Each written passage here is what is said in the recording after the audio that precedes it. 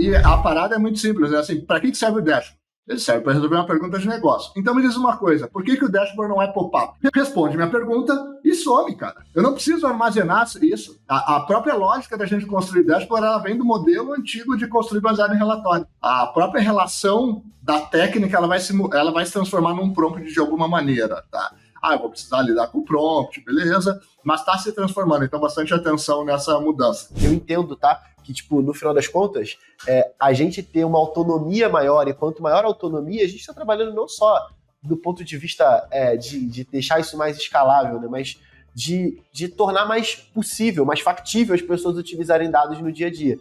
Mas o controle disso tem que ter alguém orquestrando para que, de novo, né? Aí entra a parte de automação, que você falou muito bem, né? A empresa por trás, ou o time de analytics que vai estar fazendo a ciência de dados, prover essa estrutura um pouco mais escalável, onde a gente tem essas outras equipes consumindo, talvez, tabelas mais simplificadas, CSVs mais simplificados, mas, no final das contas, algo que está regido por alguém que vai garantir essa qualidade. Porque hoje esse é o principal problema dos clientes que chegam até nós. Fala aí, analítica e analítico de plantão, belezinha? Tá no ar mais um episódio do meu, do seu, do nosso, do vosso podcast mais irado aqui do Spotify, do YouTube, do Deezer, do Apple, onde você estiver ouvindo.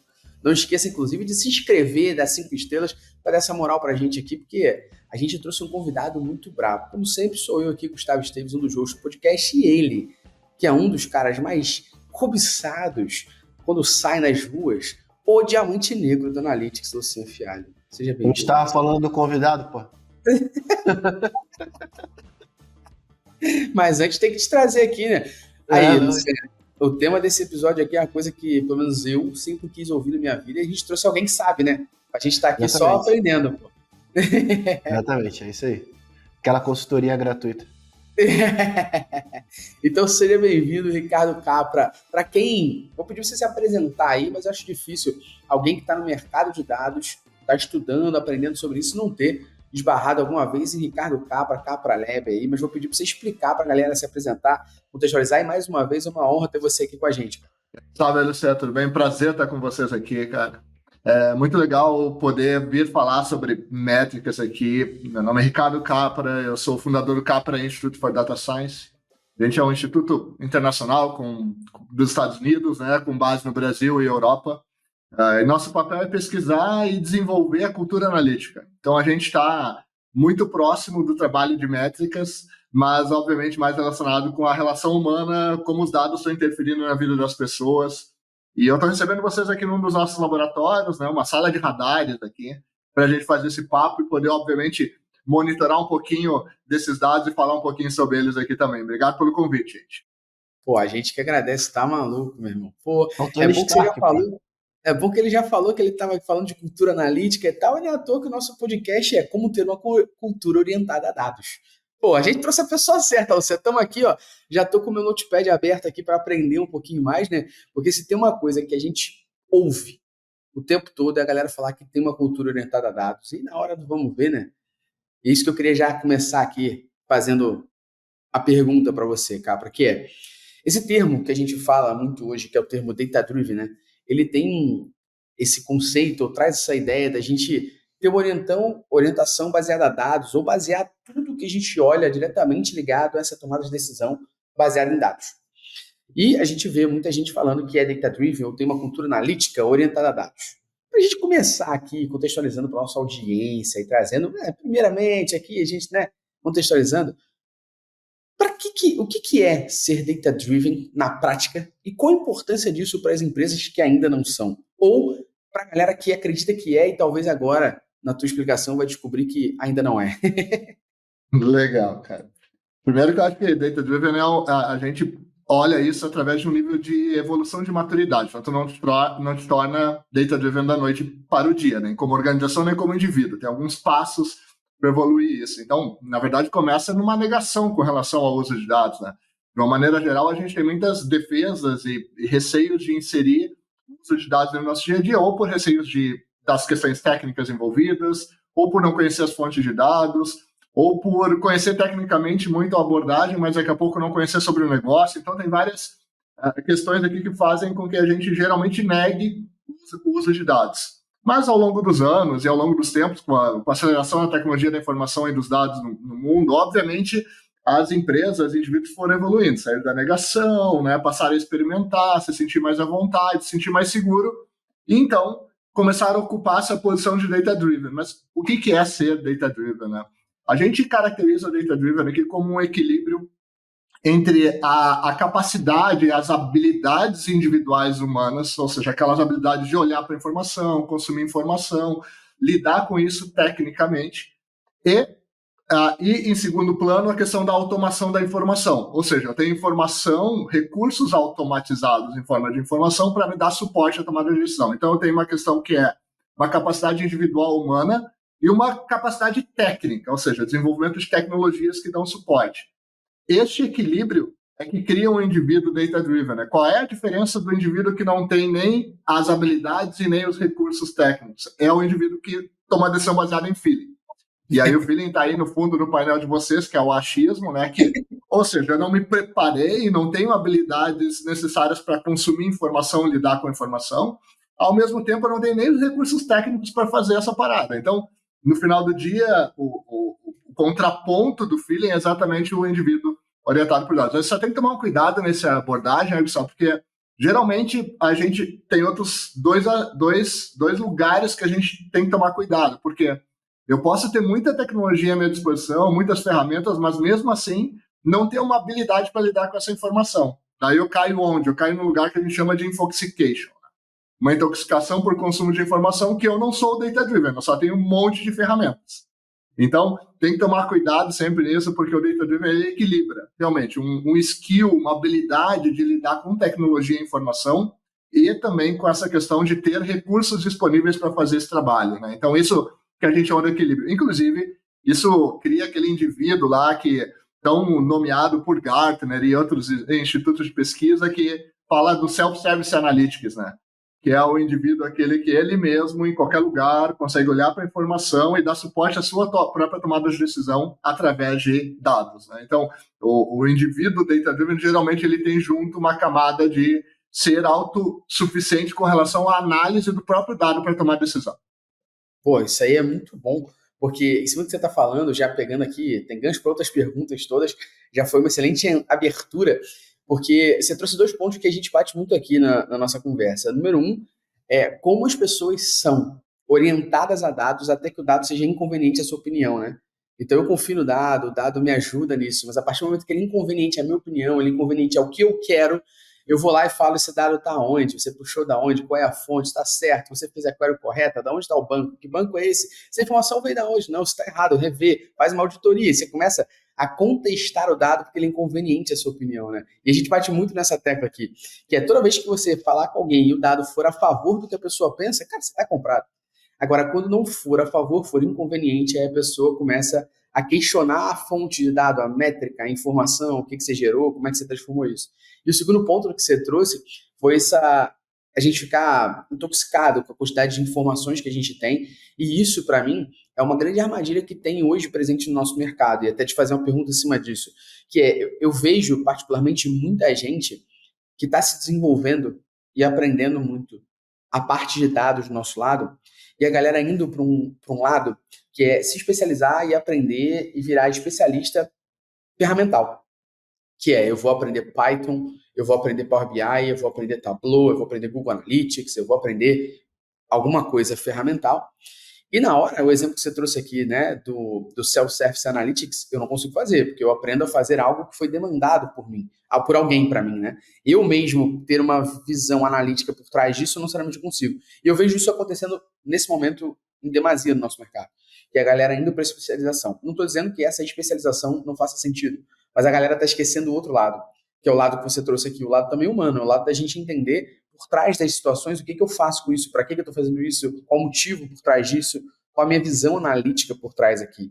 E aí, já trazendo a pergunta aqui, você está vendo o nosso mercado, o mercado brasileiro ou internacional, focado muito nessa visão ferramental, esquecendo também do que alguns chamam de soft skills, mas que a gente tem batido muito aqui, que são people skills, né? Habilidades mais comportamentais que somadas fazem essa cultura data-driven aqui, como você bem disse no início? Total, cara. Inclusive, né, eu cito bastante um estudo do Fórum Econômico Mundial que fala sobre a habilidade fundamental para qualquer profissional do século, que é o pensamento analítico. E é engraçado, né, que aparece essa como uma habilidade fundamental, mas a gente nem caracteriza direito o que é o pensamento analítico. O pensamento analítico, na prática, ele é o quê? Ele é um equilíbrio entre o pensamento computacional, ou seja, nosso jeito de lidar com tecnologia, matemática, exatas, programar, ou seja, essa habilidade da lógica booleana que a gente aprendeu lá, o fluxo para construir um software, resolver um problema através de lógica, mas ele tem um equilíbrio disso que é o pensamento crítico. E o pensamento crítico, basicamente, ele vem da nossa habilidade de fazer perguntas, de como a gente lida com as coisas ao nosso redor e como a gente questiona as coisas ao nosso redor. Este equilíbrio do pensamento crítico com o pensamento computacional cria o pensamento analítico. Esta habilidade apontada pelo próprio Fórum Econômico Mundial como fundamental para profissionais de todas as áreas, tá? O próprio Fórum Econômico Mundial apontou um número dizendo, olha, essa habilidade, para chegar a essa habilidade, a gente tem que fazer um reskilling de 50% de toda a população trabalhadora do mundo. Cara, esse número é gigantesco se a gente parar para observar ele. Ele é um número que... E se a gente parar para olhar, não, mas espera aí, então vamos inserir programação, vamos ensinar as crianças a codificar lá no ensino fundamental, deixa a criancinha entrar lá, dá um computador para ela, ensina ela a fazer código em Python. Não é essa parada, é sobre fazer perguntas. E a gente foi sendo, ao longo da nossa história, como nas gerações, a gente foi sendo podado a fazer perguntas. Né? A escola, o bairro nos podou, a escola nos podou, a universidade nos podou, o trabalho nos podou, e a gente foi ficando com um limite e um universo cada vez menor de perguntas a serem feitas. Então, a provocação aqui é legal. Eu tenho a skill técnica, eu tenho a hard skill, eu tenho essa habilidade desenvolvida do código, da programação, do desenvolver o software.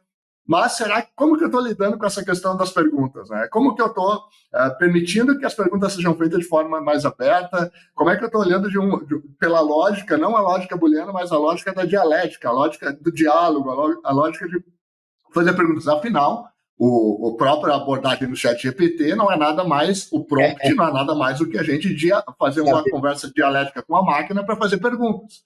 Então, a própria abordagem está mudando, né, cara? Então, acho que a gente tem aí um desafio de entender que a linguagem da técnica está se transformando numa linguagem mais amigável, mais simplificada, né? E tem um segundo problema aqui, né, sabe, que eu acho legal dentro desse ponto que tu trouxe, que eu queria... Até tá num dos nossos últimos relatórios aqui, a gente chama de data thinking, a gente aponta um diagnóstico de mudanças que está acontecendo no mercado em razão dos dados da inteligência artificial, não é um relatório de tendências. E a gente tem escutado do C-Level e das lideranças que a gente apoia nos processos de transformação aqui uma coisa muito interessante. Eles estão reclamando do dashboard overload. Eles estão dizendo o seguinte, cara, a gente chegou num ponto que a gente precisa de dashboards para ver nossos dashboards. Dashboard?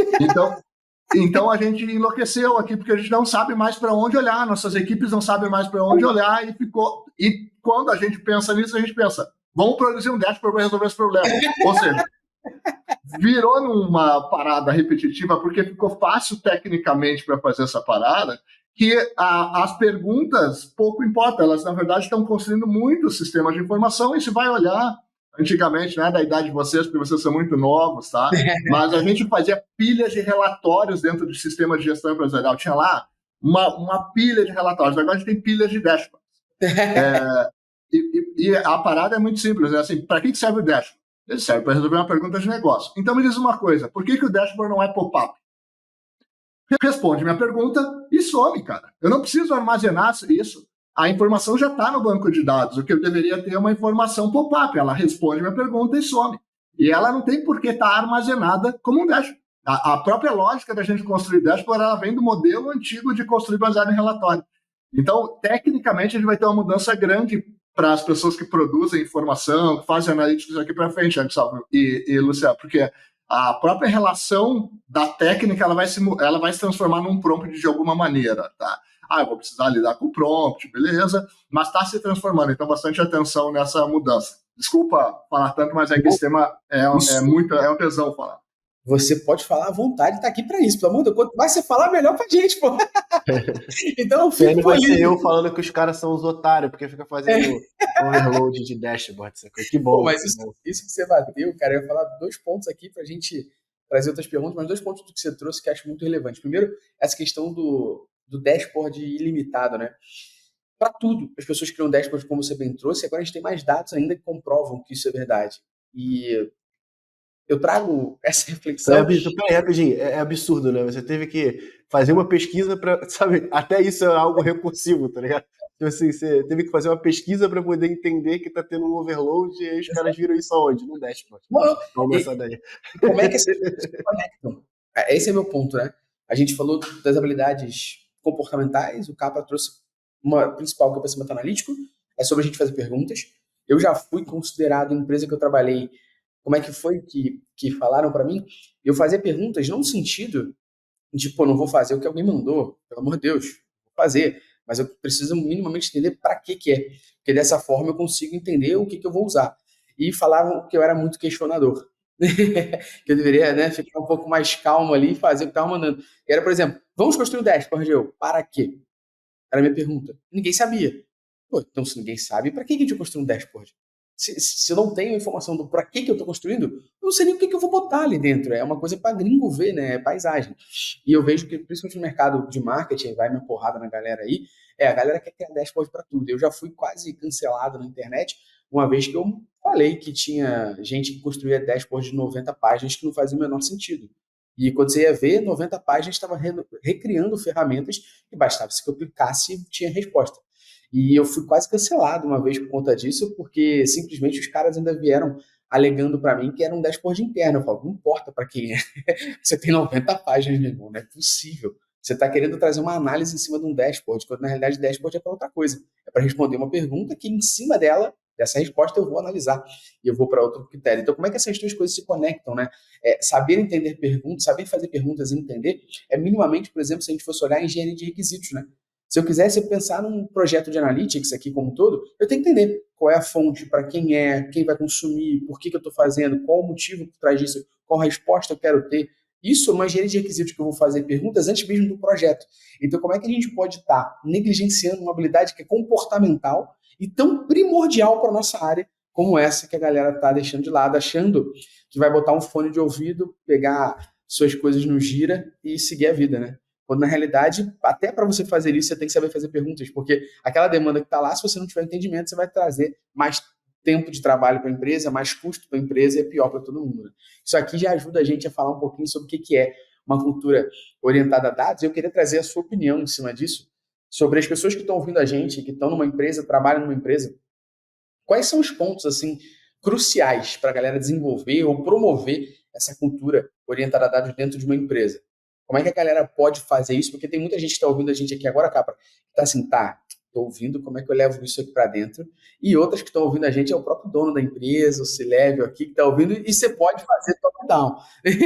Tem exatamente sobre ser top-down, né? Normalmente, as empresas que utilizam dados de alguma forma acabam utilizando os dados de uma forma onde a equipe de dados dá suporte a outras equipes. Ou seja, você não tem o mínimo pronto para que essas análises partam também dos times de tecnologia que estão extraindo essas informações.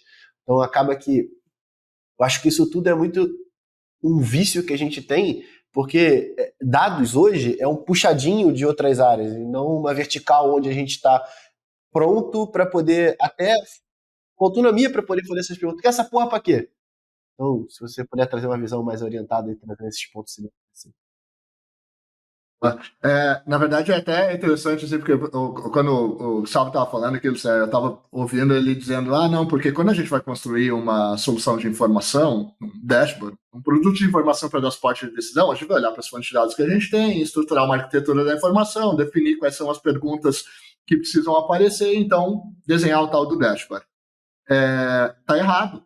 O início do fluxo tá errado. Tá errado porque é o seguinte... isto que nós estamos partindo dentro de uma conversa, dentro do universo de analytics aqui, tá? É um problema contínuo dentro da área de negócio e a área de negócio é que tem as perguntas. É muito difícil. A gente sempre parte da premissa de que para eu construir qualquer solução através da informação, qualquer resposta através da informação, eu tenho dois caminhos, né?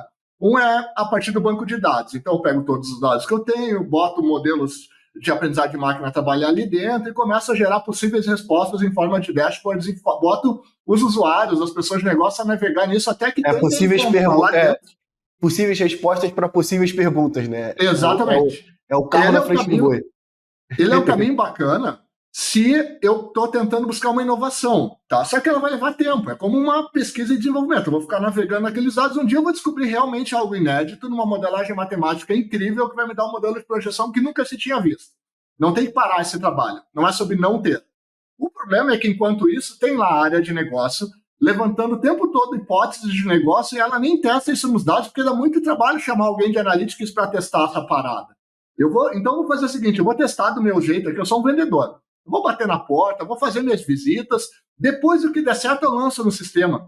Porque se eu tiver que chamar alguém de analytics para fazer um modelo de hipótese para mim, para eu testar isso aqui, vai dar muito trabalho. Até eu explicar para ele a minha hipótese, para essa pessoa de analytics minha hipótese, eu já perdi muito tempo enquanto eu preciso vender.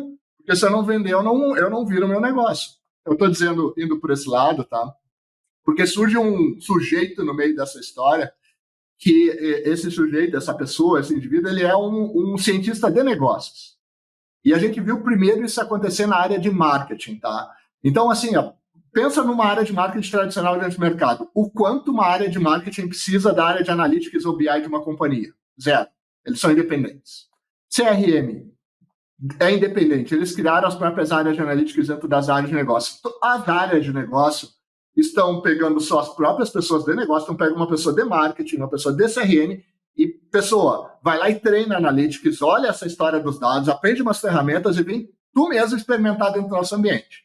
Cria um laboratório de experimentação de negócio dentro da área, e não com uma dependência de um terceiro, onde eu tenho que ir lá na TI, pedir não sei o que para Analytics, me fornecer não sei o que para chegar até mim.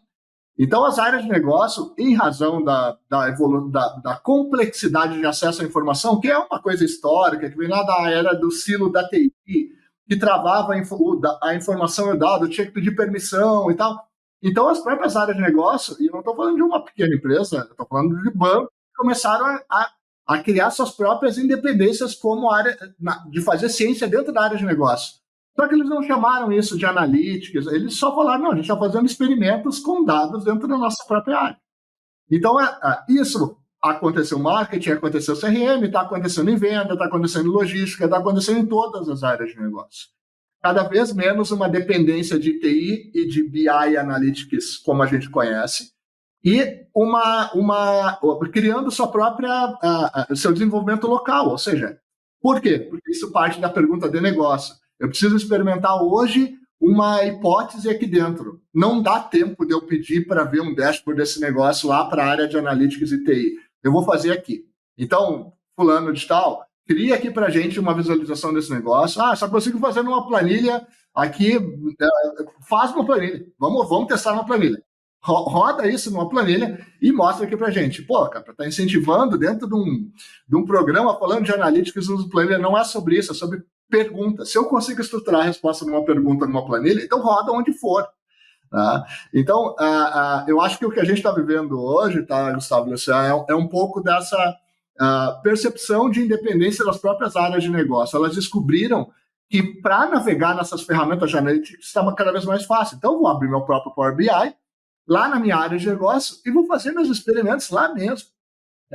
Então, eles estão, a partir de agora, assumindo isso, e eu vejo que o que resta disso para Analytics, BI e TI, como a gente conhece? Vai restar o que é profundo, ou seja, modelos avançados, desenvolvimento de ciência de dados profunda, fazer um planejamento de um modelo de regressão que tenha que ser desenvolvido com longo prazo, olhando para base para dados não estruturados. Então, vão fazer ciência de dados, como deveria ser, e não ficar fazendo relatório de analytics que o cientista de dados se tornou, né? E aqui não estou colocando, estou falando só referente ao preço disso, né? Porque o cientista de dados, como hora de trabalho, custa muito mais do que o profissional de BI, só que eles estão fazendo a mesma coisa.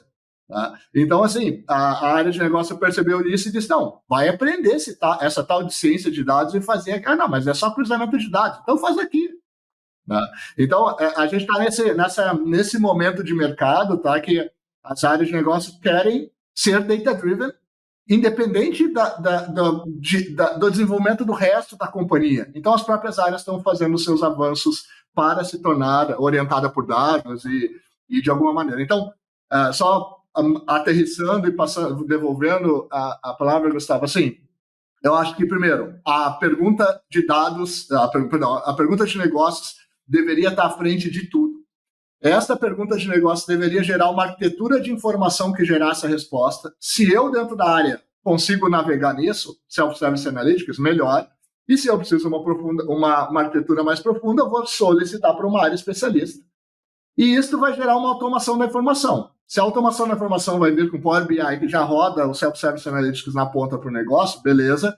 E se a automação significa fazer um modelo avançado, que vai depender que vai rodar um algoritmo com aprendizado profundo de máquina, beleza. Também, aí roda numa área técnica. Mas eu acho que sempre inicia a jornada na pergunta de negócio mesmo, tá? Como tu colocou super bem no início da tua pergunta. Eu queria até tirar uma dúvida em cima dessa resposta, que assim, você consegue trazer para a gente os prós e os contras dessas áreas de negócio estarem construindo ou até mesmo consumindo esses dados?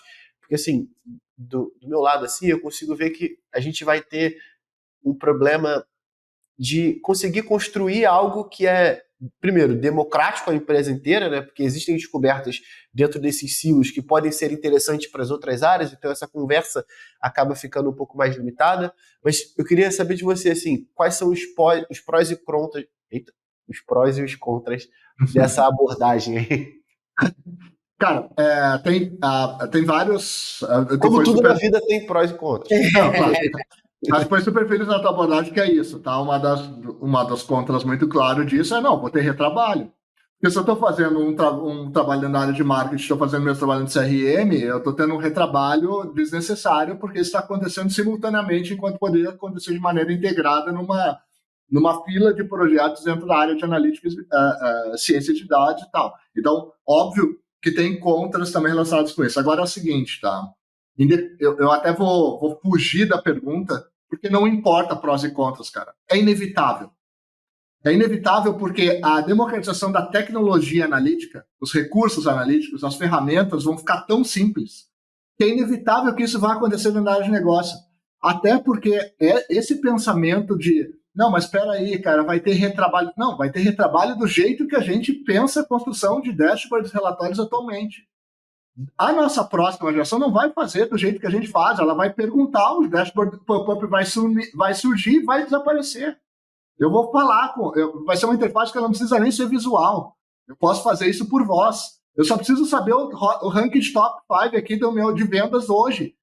A assistente virtual vai responder essa parada em forma de voz, em forma de diálogo. Eu não tenho por que visualizar uma informação que eu possa escutar ela em alguns casos. Tá? Então, a própria forma que a gente consome informação está se transformando. Eu acho que um pouco disso, tá, Luciano, dentro da tua pergunta, mesmo que eu tenha prós e contras, a independência, a democracia analítica, que é cada um poder analisar seus dados para poder tomar decisão, ela é um movimento que não vai parar. E não é um movimento que eu, Capra, quero, é um movimento que as ferramentas permitem. Assim como a gente... Cara, vocês, tá? Algum de vocês pratica atividade física aí, cara? Não parece muito, mas vamos lá. Não parece muito, mas eu até vou. Tô zoando, tá? Mas a brincadeira à parte, tá? Imagina uma pessoa qualquer aqui que acompanha suas corridas no dia a dia e monitora sua corrida no frequencímetro, no pulso, smartwatch, ou seja, o que for. Cara, essas pessoas que estão correndo estão fazendo analytics. Elas se tornaram analistas de dados, elas analisam dados dos seus próprios corpos para tomar decisão quanto a quanto vão correr, quanto vão performar nos próximos dias. E isso não significa não falar com o médico, não ter um treinador, uma treinadora, não significa não ter um especialista. Significa que eu mesmo lido com a informação. Então, eu acho que, independente de prós e contras, cara, é inevitável que a gente vai parar num lugar onde as pessoas vão ter acesso à informação sem precisar pedir para o intermediário. O intermediário processa a informação, ele é como se eu tivesse um refém, olha, preciso fazer tal coisa. Então, essa dependência com a evolução da tecnologia vai acabar. Então, eu concordo. O meu ponto só é tipo, sobre hoje, dentro dos clientes que a gente atende, a gente acaba tendo uma intoxicação, que é algo que você acabou trazendo, eu acho um ponto interessante, que ela é diferente só sobre a quantidade de dados, e sim sobre a coleta de dados errados. E aí eu acabo pegando muito isso, e dentro desse cenário, que eu acredito que ainda tem muito caminho para a gente percorrer até chegar nele, Total. A gente tem hoje esses silos separados analisando dados, e quando a gente vai sentar para poder organizar a casa, a gente se depara com pessoas analisando os mesmos números, só que com resultados diferentes. E no momento que a gente toma a decisão baseado nisso, a gente vê... e aí, para mim, esse é o principal contra. Eu entendo, tá? Que, tipo, no final das contas, a gente ter uma autonomia maior, e quanto maior a autonomia, a gente está trabalhando não só do ponto de vista de deixar isso mais escalável, né? Mas de tornar mais possível, mais factível as pessoas utilizarem dados no dia a dia. Mas o controle disso tem que ter alguém orquestrando para que, de novo, né? Aí entra a parte de automação, que você falou muito bem, né? A empresa por trás, ou o time de analytics que vai estar fazendo a ciência de dados, prover essa estrutura um pouco mais escalável, onde a gente tem essas outras equipes consumindo, talvez, tabelas mais simplificadas, CSVs mais simplificados, mas no final das contas algo que está regido por alguém que vai garantir essa qualidade, porque hoje esse é o principal problema dos clientes que chegam até nós. A gente bate lá, o cara tá... Primeiro o ponto anterior, né, que acaba acontecendo muito na área de vendas, né? O que é MQL, o que você considera SQL, MQL, foda-se L, sei lá. Cada um tem uma discussão sobre o que é cada um desses caras dentro dessa estrutura deles, e aí isso por si só entra numa dúvida muito relacionada a negócio, mas quando a gente vai transformar isso em uma query no banco, também tem problema, porque o cara que foi brifado para poder extrair essa informação acaba extraindo para 2 times diferentes, não tem o entendimento do contexto também, e aí a gente tem essa intoxicação por dados, não pela quantidade, né, e sim pelo dado que você comeu estragado. Mais maluco que isso é pensar que a gente, em cima desses dados, está fazendo IA, né, meu? IA, né? Então, assim... Ou seja, nossos modelos têm tudo para dar certo no futuro, né? Nossos sistemas de recomendação, eles estão... não, eu concordo contigo, Luciano, e assim, eu acho que tem uma evolução dentro disso, tem um tempo para isso acontecer, obviamente, então estou super de acordo contigo. E o segundo ponto, dentro da tua própria abordagem, tá? É que em todo o teu fluxo que foi dizendo, cara, mas isso acontece desse jeito porque a pessoa pega esse dado e a pessoa vai verificar, é porque tem muita gente envolvida, na verdade vai ser para automação. Na verdade, no momento que tu pegar o retrabalho, a replicação que acontece dentro da estrutura como uma sobreposição que o próprio sistema de automação avisa, olha, esse dado já foi trabalhado, já está aqui disponível. Aí é bonito. Né? Aí é bonito. Então com uma revisão humana do jeito que a gente está fazendo, ele é um trabalho maluco e nunca vai ter fim.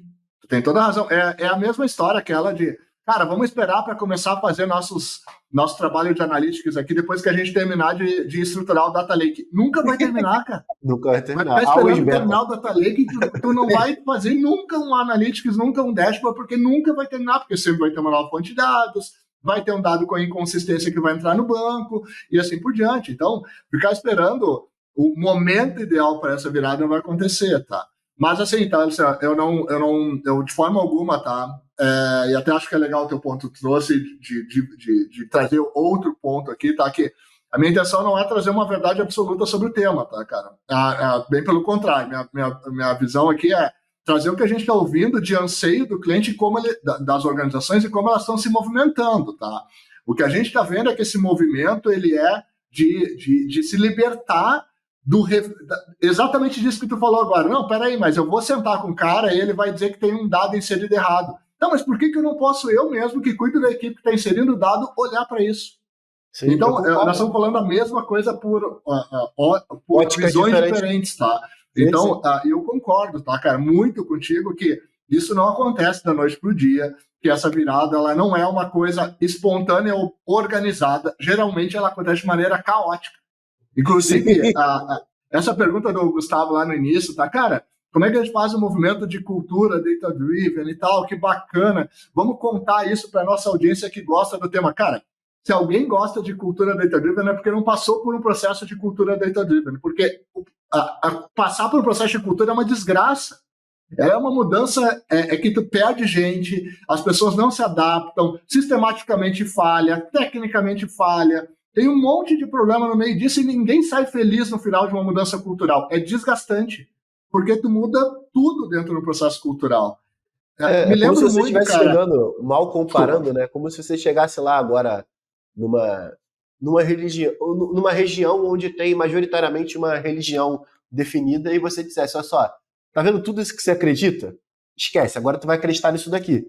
Então, imagina a quantidade de coisas e até diretamente, né? Você vai trazer algo e aí você vai ter aquele cara que vai ser o antagonista a essa sua ideia, e isso é um processo, cara. No final do dia, eu costumo dizer muito que a empresa é feita de pessoas, sacou? Então, a gente tem muito... Se fosse só a máquina, seria mais rápido. Mas não é. Pode falar, Gustavo, desculpa. Não, vai lá, complementa aí, cara. Não, eu só ia complementar o ponto, tá? Que eu ia trazer um paralelo disso, que é quando a gente faz a implementação de um sistema de gestão empresarial, sistema de ERP, tá? Quando chega essa parada, parece algo incrível. Gente, agora a gente vai ter um sistema automatizado que vai... Aí fica 2 anos implementando aquela parada. Quando termina, a galera se olha, tá, e agora? Quem tá feliz aí? Ninguém vai levantar a mão. Porque... mas e daí? Não, a gente precisava passar, porque na era da informação precisa ter informações dentro do banco de dados. Tá, então passamos. Vamos pro próximo. Cultura data-driven e cultura analítica é a mesma coisa, cara. É um aperfeiçoamento do jeito que a gente liga de informação, do jeito que a gente lida com informação, é inevitável. E ninguém vai ficar feliz quando chegar ao final desse processo, porque não vai ser percebido uma mudança ou não vai ser percebido algo que, nossa, agora a gente é muito mais feliz porque a gente tem a cultura data-driven. Não, gente, é porque agora a gente precisa conviver com dados. Então, eu acho que é um pouco disso, assim, do que a gente está passando. E até, né, cara, assim, até isso na vida pessoal, assim, que às vezes a gente é bom para materializar, assim. O que eu estou trazendo não é que a gente não vai ter um avanço tecnológico e com as pessoas avançando. Na verdade, tudo isso que a gente está discutindo é porque a gente está na geração do meio, tá? A nova geração vai olhar isso de um jeito muito diferente do que a gente está vendo, tá? Eu tenho 2 filhas, tá? Uma de 4 anos e uma de 24. Eu faço filhos de 20 e 20 anos só. E a minha filha de 24, ela estudou na área de saúde, tá? Uma outra parada, nada a ver com a área de dados, tecnologia e tal. E aí um dia ela me chamou para uma conversa e disse, seu pai, me explica o que é Big Data. E eu, caralho, que legal, vou poder contar para minha filha o que eu estudei. Chegamos aqui, né? Realmente esse dia, né, Luciano? E aí eu comecei a explicar para ela, né, contar para ela, volume, velocidade, e aí eu comecei a contar, ela na minha frente, pegou o telefone dela e começou a navegar e disse, o que tu está fazendo, pô? Não, eu tô só checando uma coisa assim. Como assim checando? Tu veio aqui, tecnicamente, me pediu uma informação, tu tá checando uma informação. Olha só, se eu tenho toda a informação disponível no mundo, por que eu vou ficar só com a tua versão? O que ela tem é nativamente um pensamento crítico de quem tem a informação toda disponível a uma camada de navegação, e aqui leva isso para o mundo de analytics, a poder navegar na informação de uma maneira muito simples. Por que ela vai ficar com uma versão, com uma visão? Então, a próxima geração já vai vir nativa, com um pensamento crítico nativo. Faz parte do DNA. Eu perguntar e olhar direto para um sistema de informação para tomar decisão. Esse é o ideal, né? Porque ela está criando a próprio raciocínio, o próprio pensamento crítico sobre isso, né? Ela está pegando a visão de outras visões e criando a dela sobre isso, e quem sabe ela pode mudar a maneira como a gente faz. Isso é o que a gente deveria ter em vários cenários, né? Não só nessa parte de analytics. E em cima do que você estava trazendo, que eu estava querendo trazer para cá, para a pergunta a gente vê muito acontecer no dia a dia, eu imagino que você também veja isso em demasia, que você entra numa empresa e você tem lá as áreas, vamos supor, marketing, vendas, produto, RH, e você tem uma outra área que é a área de TI. E aí, você tem pessoas em TI, muitas vezes, que estão trabalhando com dados, e quando chega uma visão de fora sobre essa cultura data-driven, que na minha visão, na que você trouxe aqui também, na do Luciano, é o estado democrático de eu poder fazer o self-service analytics, né? Então eu democratizo a galera sobre, olha, esse é o conceito, essas são as opções, vocês agora podem fazer isso. O que vocês necessitarem de maneira mais avançada, que sejam análises, estudos, a gente sim envolve esse outro setor aqui. Agora, coisas do dia a dia, vamos lá, essas ferramentas consultem, vocês agora têm aqui um letramento em dados onde vocês possam consumir isso. Mas muitas vezes você vê, e pelo menos eu vejo, não sei se você vê, e era a minha dúvida justamente essa, era, se você vê isso acontecer, que eu vou te perguntar aqui agora no teu dia a dia, e como fazer isso que a gente está falando, como democratizar as áreas para fazer essas consultas aqui mais perenes do dia a dia. Porque semana passada até a gente estava conversando com uma empresa bem grande no mercado e a área de TI delas falou, não, isso não é possível. Não, como não é possível? Não, não é. Não tem como democratizar o acesso para a galera. Pô, você pode democratizar o acesso. Não, mas não posso. Não vou fazer isso, ó. Se bota no backlog, a gente vai ver aqui, depois a gente faz um estudo para não sei o quê, no momento a gente vê se vai fazer. E em muitos cenários eu vejo isso acontecendo, que é o que você trouxe, né? A cultura ela vai trazer um choque no que já é feito hoje, em como é feito hoje. E para algumas pessoas isso demonstra uma insegurança no sentido de vou segurar comigo essa informação, porque senão o que eu vou fazer? E aí minha pergunta para você é justamente isso, como a gente democratiza isso? Como a gente chega nas empresas, e quem está ouvindo a gente, quem está consumindo pode fazer também, que é como eu faço com que as áreas possam consultar os seus dados e tomar decisão baseada nisso.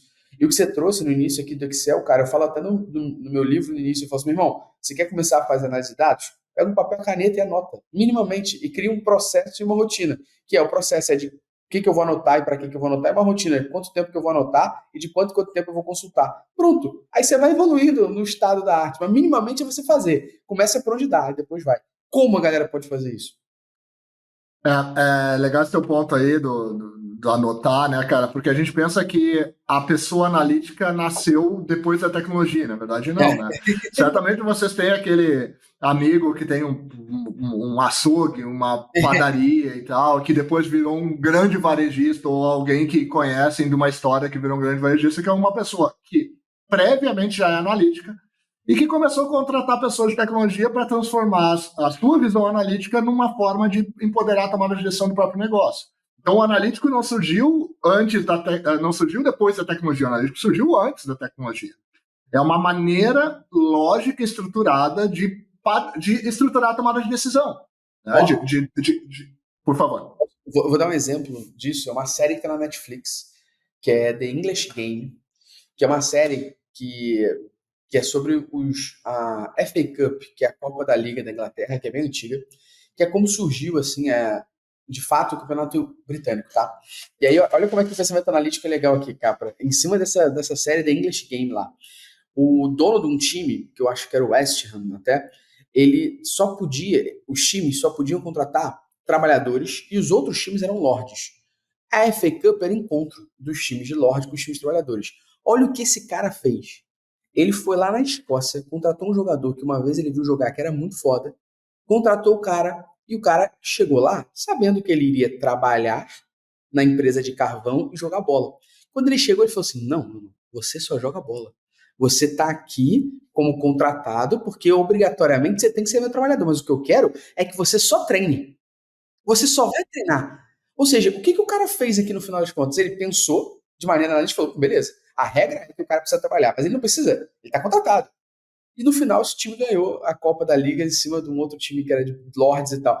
Então, porra, o English Game, que é uma série da Netflix ali falando sobre a Copa da Liga da Inglaterra, falava de pensamento analítico, que é como eu transformo informação em ação, não importa onde e como, né? Acho que essa é a grande parada. A galera começa a achar que é só com BI, Data Science, né? É porque a gente, e eu até fui para esse lado da resposta, tá? Sabe? Porque esse exemplo que tu trouxe é muito legal, porque, cara, geralmente o pensamento analítico, ele não o que move o negócio não é algo que partiu da TI. E aqui o exemplo que tu trouxe é exatamente isso. Não, mas a TI foi lá e disse, não, peraí, essa mudança não vai acontecer agora porque a gente não tem os policies, a gente não está preparado, porque o sistema de segurança... Aí, caso real aqui, não vou citar a organização, mas um grande banco, tá? Cheguei lá no grande banco, e aí o cara, o VP de CRM do banco, olhou para mim e disse assim, Capra, cara, a gente tá tocando analytics aqui e tal, e a gente precisa de um movimento de cultura para capacitar melhor a galera de CRM aqui, um andar inteiro de banco e tal. Aí eu olhei para aquele negócio, cara, beleza, vamos chamar a galera de TI então, porque daí a gente faz um processo de conscientização para a galera trabalhar. Não fala em TI aqui, cara.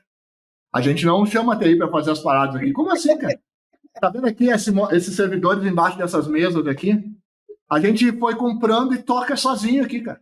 A gente não chama mais a TI para parar porque era muito complexo. Tá, mas os policies de segurança, cara, a gente começou a virar resultado e foi embora. Porque no começo nos barravam, nos seguravam, a gente começou a virar independente como negócio e formamos nossos próprios TI. Eu tenho a minha TI, cara, tenho um time de segurança, de privacidade de dados, que olha especificamente para dados relacionados a CRM. Então eles estudaram esta parada especificamente. E aí eles têm os policies, se ajeitaram com o jurídico e estão fazendo a parada funcionar. Por que eu estou indo para esse lado da história, para esse lado do comentário? Sabe? Porque esse jeito que a TI foi construída e concebida como uma protetora do dado tá punindo ela no processo de transformação. Ela está sendo colocada como uma parte de governança, compliance do processo, e não como parte operante do negócio. E isso é muito ruim para a TI. Né? E o profissional de TI que tenha, de alguma maneira, o pensamento lógico estruturado, a lógica, que já traz a tecnologia dentro do seu dia a dia, ele está sendo punido por não ter o pensamento analítico um pouco mais abrangente. Então, o pensamento analítico, esse recado não é para a galera especificamente da área de negócio, porque esses estão vivendo na pele, estão querendo navegar nos dados. É para o cara de TI, para a pessoa de TI, para o indivíduo, para esse monte de gente que está trabalhando na tecnologia que ainda está com a sua limitação de silo. Então, indo por esse lado, tá, Gustavo e Luciano, até para colocar, é óbvio que o desafio da TI é grande, porque lá eu tenho uma mudança cultural que talvez seja maior do que nas áreas de negócio. Porque para a área de negócio já foi, de alguma maneira, possibilitado. Olha, experimenta aqui essa ferramenta. Só que na hora que a área de TI foi fornecendo essas coisas, aconteceu o que o Luciano comentou. Não, mas agora, peraí, eu estou acessando os dados que vocês me deram, mas tem muita inconsistência. Não, mas só um pouquinho. Tem inconsistência porque o teu próprio time está inserindo dado. E aí o que tu gera? Conflito. Então, por que eu estou indo para esse lado para chegar na tua resposta?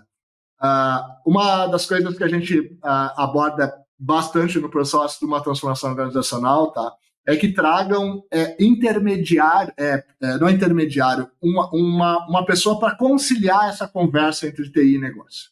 Então, porque o que acontece? Os interesses são diferentes. A área de TI tem um objetivo, resultado, performance, aumentar a produtividade do negócio, que as pessoas trabalhem menos para trabalhar menos horas para poder trabalhar com informação.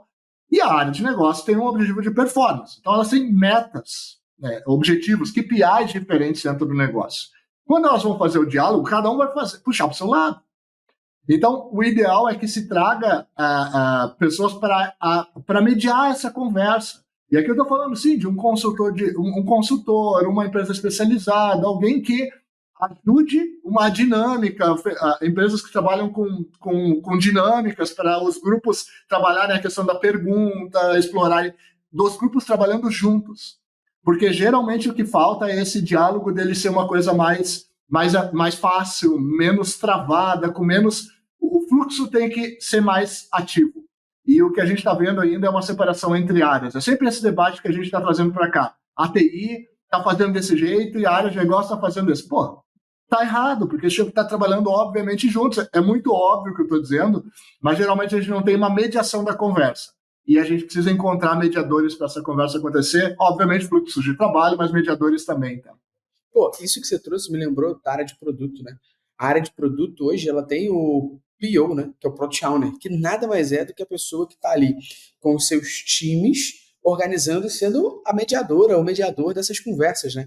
Talvez a gente vá ver outras áreas começando a ter esses seus próprios data owner da vida aí, quem sabe, que esteja no meio entre negócio e TI, que fale a linguagem de TI, mas entenda a linguagem de negócio, que possa estar no meio termo disso, fazendo as coisas surgirem, né, e acontecerem de fato em prol de todo mundo. E aí, em cima dessa tua fala, né, em cima de tudo que a gente está batendo aqui, me, me veio uma perguntinha que talvez é tema de outro podcast, tá? Sobre a gente falar bastante, porque você já introduziu ela um pouco aqui, que foram os desafios mais comuns da gente implementar essa cultura. Mas eu queria trazer sobre outro ponto, que é como que a gente orienta a galera sobre a implementação dessa cultura em prol de que todo mundo esteja pensando em uma coisa que todo mundo está pensando, que é o negócio, né? Então, no final das contas, eu trabalho em prol de alguma coisa que é o resultado de negócio. Você bem trouxe, né? Talvez eu tenha outros resultados da minha área, mas o negócio em si tem um resultado master ali que importa para toda a companhia. Para muita gente é o dinheiro, né? Tem que entrar dinheiro em caixa para poder pagar todo mundo e todo mundo está ali. Então, como é que a gente olha essas diversas áreas aqui? Porque a gente está falando do TI, marketing, TI, produto, mas tem RH, tem financeiro, tem direito aqui por trás, tem, né? Nossa área de legal aqui por trás como um todo. Como a gente olha para essa galera como um todo e fala, beleza, a gente vai implementar uma cultura orientada a dados em toda a nossa empresa aqui, por onde eu começo? Por onde você entende que a galera deve começar a fazer isso hoje? Eu acho que tu trouxe muito legal a questão de uma pessoa para traduzir isso, tá? E eu acho que sim, tá, Gustavo? Passa por a gente preparar pessoas para essa interlocução, tá? Sejam tradutores, então a boa referência de produto que tu trouxe aqui, de ter uma pessoa que ajudasse. Uma boa parte das organizações estão apontando para a gente nas pesquisas, tá? Nos estudos, que elas estão com grande demanda de pessoas, de engenheiros de prompt. Tá? O Luciano fala disso direto. E eu tô só trazendo esse ponto, tá? Porque o que é um engenheiro de prompt? É alguém com uma capacidade de criar uma comunicação numa interface nova. Então, basicamente, o que ele faz, ele tem uma habilidade de explicar, conversar com uma interface máquina, nesse caso, e explicar algo que as pessoas estão querendo dizer naquela linguagem. Então, ele é um programador. Ele está usando uma outra linguagem de programação que é o prompt. Então, por que eu estou indo para esse lado da resposta? Tá? Porque eu acredito que a gente preparar essas pessoas interlocutoras de linguagem, de idioma, porque a TI fala um idioma. Eu vim da TI, eu sou um programador. Então, assim, a gente fala um idioma, a gente usa muita terminologia, a gente quer usar Data Lake para dizer que conhece da parada de integração de dados, a gente fala Data Lake na área de negócio, a pessoa de negócio, tá, mas o que eu tenho a ver com esse negócio que é de você? Então, então a TI tem uma linguagem própria. E a área de negócio tem sua linguagem própria, seus vícios de linguagem relacionados à abordagem. Então, eu acho que e aqui não é um intermediário, são tradutores. É diferente a abordagem. A gente, não, peraí, para eu poder falar, vou precisar igual o teu intermediário. Não. O que tu tem são pessoas que ajudam naquela linguagem, para que estejam falando da mesma coisa. Por isso, essa demanda aumentada do engenheiro de prompt, que é alguém que de alguma forma consegue traduzir aquilo que está se querendo falar numa linguagem aqui de máquina, né? Essa abordagem de máquina, mas se a gente parar para pensar, a gente também vai produzir dashboard dessa maneira, né? A gente vai fazer um prompt e ele vai cuspir os dashboards lá, assim como a gente faz.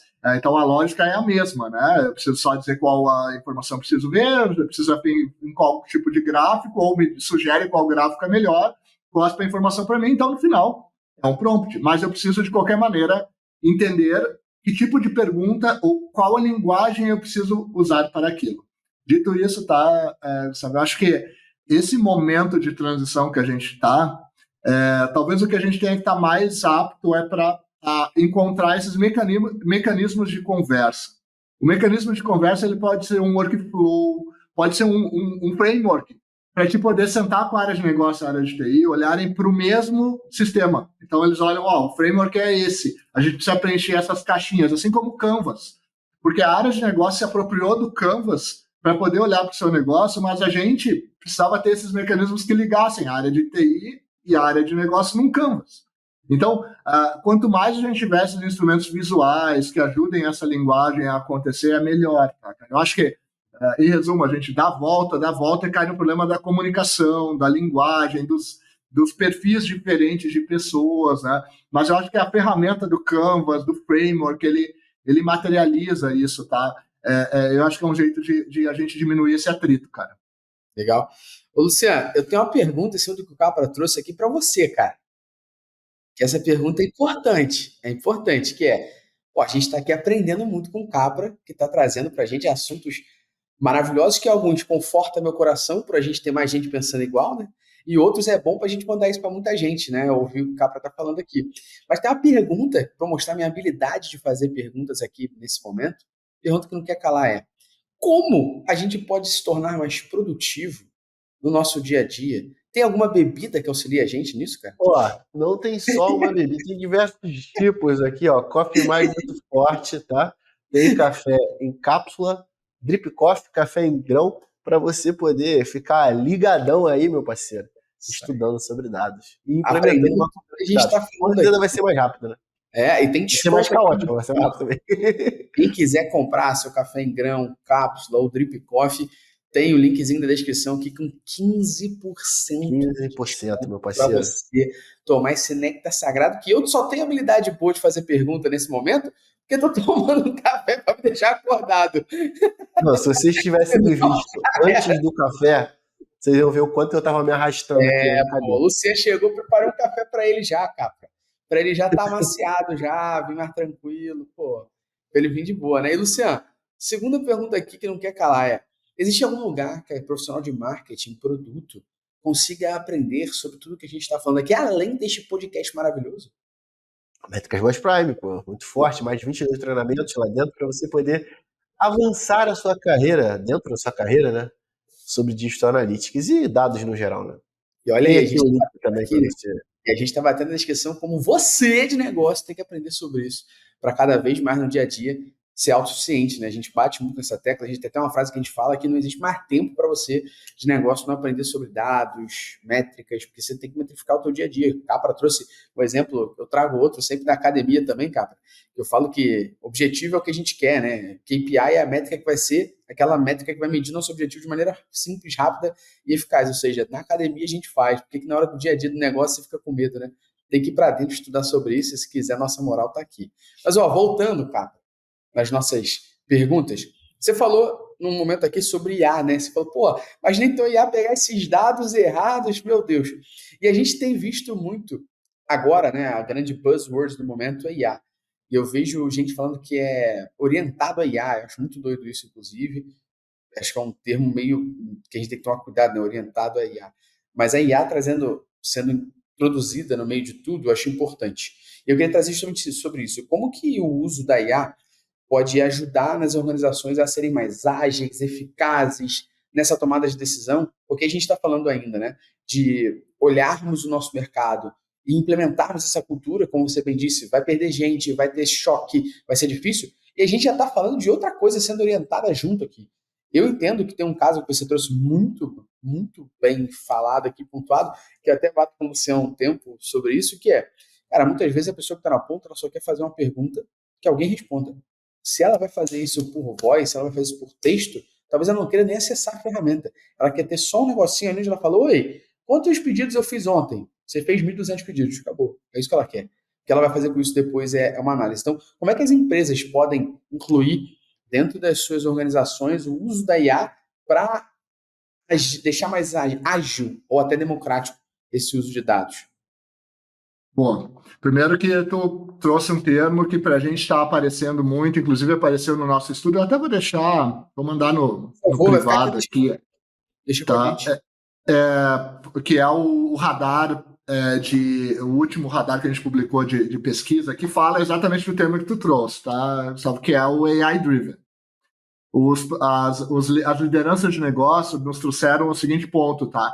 Que AI-driven é a próxima escala pós-data-driven. Então, o AI-driven ele é na escala de evolução de uso de informação, o AI-driven está depois. E, por um lado, isso é óbvio, tá? Sabe, pelo seguinte, o que a AI faz?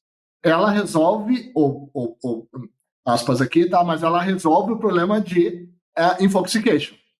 Porque, na verdade, o que a inteligência artificial, os algoritmos são? Eles são redutores de informação. A ciência de dados ela é uma redutora de informação.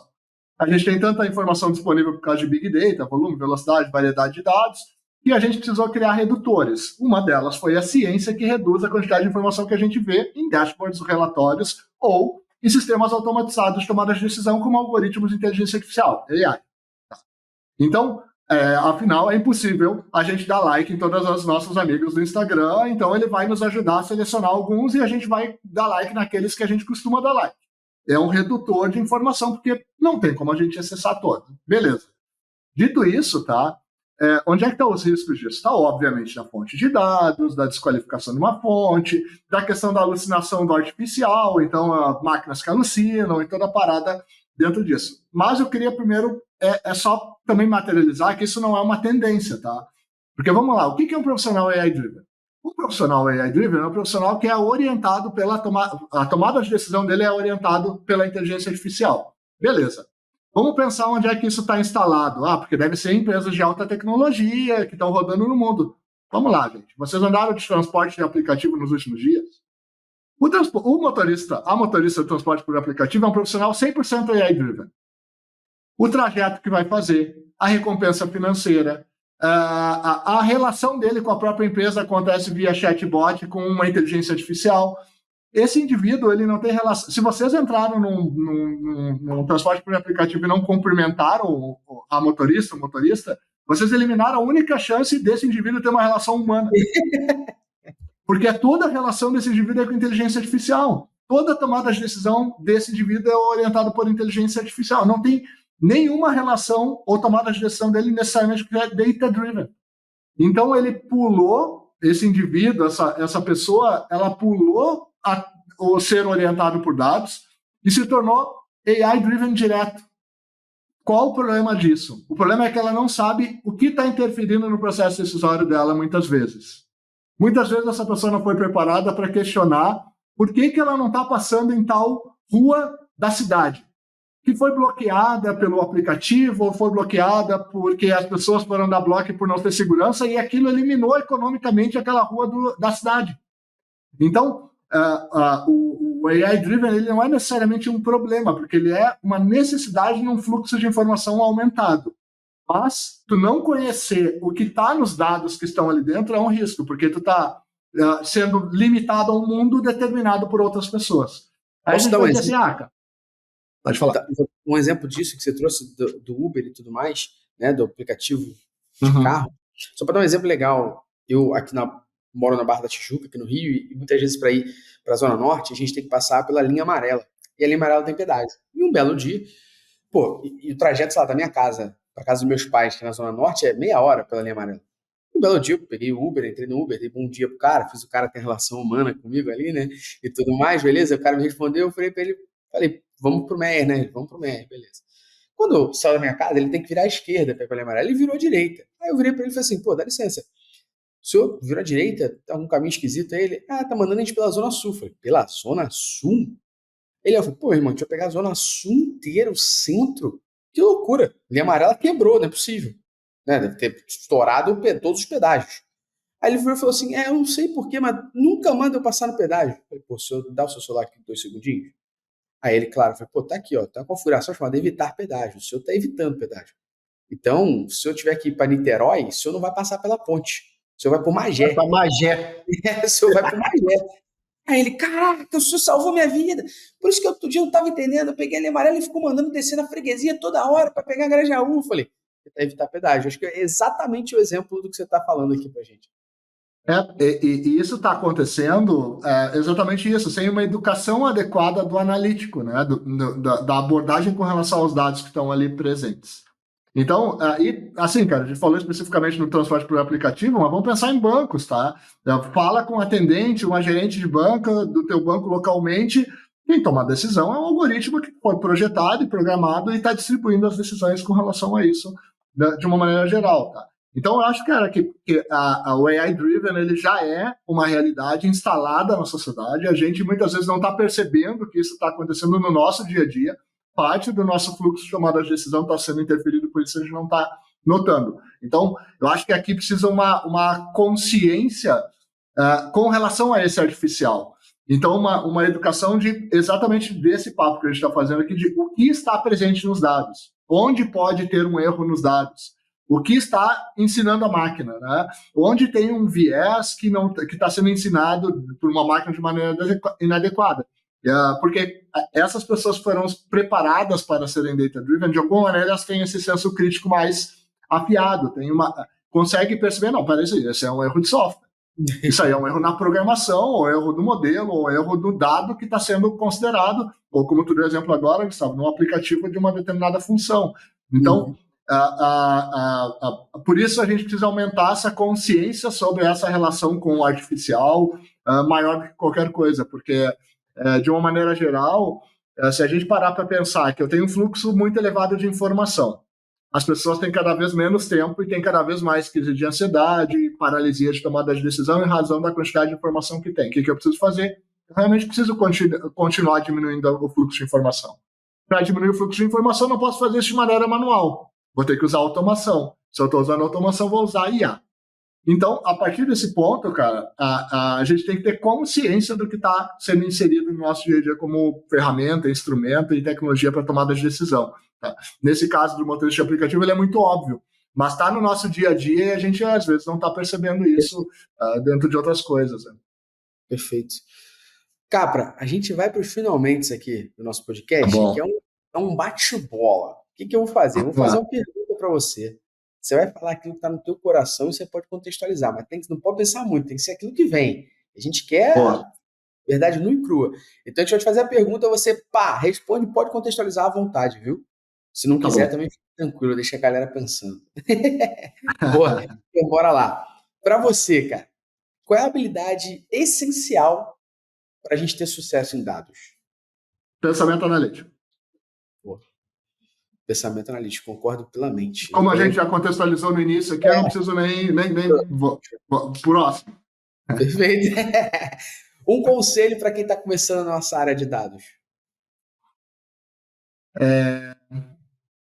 Seria o ideal começar por workflow, porque geralmente a gente pensa na técnica e a gente deveria estar pensando no fluxo de trabalho, na necessidade da tomada de decisão. Então, eu diria que o conselho seria mais relacionado a pensar o fluxo de trabalho do que propriamente o resultado visual de um dashboard ou então uma técnica específica para produzir. Boa. E a última aqui agora, hein? Qual o maior desafio ao implementar uma cultura data-driven? Vou falar 3P1T e vou explicar nesse caso. A gente gosta da lógica de que para sustentar uma cultura analítica precisa de 4 pilares, tá? Pessoas orientadas por dados, que tenham consciência do artificial, como a gente falou aqui. Então, pessoas, processos, todo o processo precisa ser analítico, políticas que promovam isso como movimento e, por último, a tecnologia. Por que por último a tecnologia? Porque eu devo acionar a tecnologia a partir de pessoas que compreendam o que tem de potencial, de processos que já estejam estabelecidos e de políticas que promovam isso como um movimento mais completo. Então, vou na resposta de sustentar um movimento de transformação precisa de 3P1T. Luciano, aulas. Aulas cria. Que é isso? Eu tenho um pensamento de que isso deveria ser cobrado. Mas a gente vai deixar de graça para a Rapaze. Minimamente fazer o quê? Se inscrever no canal, dar 5 estrelas, seguir. É um pagamento social, tranquilão de fazer. Senão a gente só vai falar com máquina. Senão Isso aí, né? Senão a gente cria 3 avatares aqui da gente e a gente não vai fazer nada. Se a pessoa Como não assim, cara? o podcast está zerado. Entendeu? Como assim cria, cara? Eu já sou um avatar, não estou falando com vocês. Isso aqui é um sistema de inteligência artificial, vocês estão interagindo com ela. Mas a gente vai entrar aqui, e o podcast é self-service. Você faça a pergunta e a gente te responde. Boa. É boa essa ideia, hein, cara? Capra, obrigado demais pelo teu tempo, pela troca aqui, pela conversa. Foi, absurdo o papo com a gente. Tenho certeza que a audiência também se amarrou e a casa tá aberta para você vir mais vezes, viu? Obrigado pelo convite, Gustavo e Luciano. E só queria deixar um reforço no final, assim, que em nenhum momento minha intenção aqui nessa conversa é trazer uma verdade absoluta ou uma opinião. Às vezes a gente vai tocando aqui numa forma de bate-papo, parece que não, tá ou pregando alguma coisa, não, essa parada é desse jeito, ou não, uma visão única sobre... cara, a gente está num lugar que muda a todo momento, mas o que muda a tecnologia, self-service analytics, tudo isso que a gente está vivendo está mudando muito rápido. Mas o que está mudando isso é o mindset das pessoas envolvidas. Então, acho que desde o início a gente está falando de pessoas, a mudança de comportamento, no hábito, é isso que está sendo diferencial. Então, obrigado por abrir esse papo e permitir que a gente tenha essa conversa mais voltada para esse lado da cultura do que propriamente da técnica. De novo, não que não seja importante, mas eu acho que a gente está trazendo à tona uma das conversas que está sendo podada, talvez, aqui, que é sobre essa mudança comportamental que a gente está vivendo. Então, obrigado, Gustavo e Luciano. A gente que agradece, tá maluco? E você que ouviu a gente até agora, de nada, mais uma vez. No mínimo 5 estrelinhas aqui no Spotify, se inscreve no YouTube. Não esqueça que toda quinta-feira tem episódio novo. Valeu! Valeu!